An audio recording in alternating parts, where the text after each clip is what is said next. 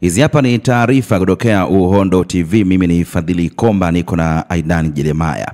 Jeshi la polisi nchini limesema litaendelea kufuatilia kwa kina, kuzuia, kubaini na kutanzua matishio ya usalama siku ya Oktoba 29, huku likitoa rai kwa wananchi kujitokeza kushiriki kutimiza haki na wajibu wao wa kikatiba bila kuwa na hofu yoyote.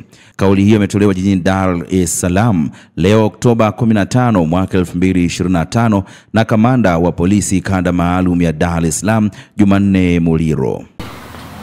Tarehe 29 Oktoba ni siku ambayo ipo kisheria kwa mujibu wa katiba yetu.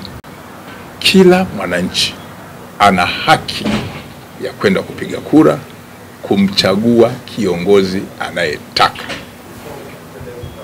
Narudia, tarehe 29 mwezi Oktoba mwaka huu wa 2025. Haikuja yenyewe kwa kutaka. Ipo kisheria, ipo kikatiba, na watu wana haki ya kwenda bila hofu kupiga kura na kuchagua mtu yoyote wanayemtaka. Vitendo vya kutisha watu, vitendo vya kujaribu kutishia watu havikubaliki, kwa sababu shughuli ile ni ya kisheria. Kwa hiyo jeshi la polisi litaendelea kufuatilia, kuzuia, kubaini na kutanzua matishio yote ya kiusalama, na siku hiyo watu watatimiza jukumu lao la kikatiba bila hofu.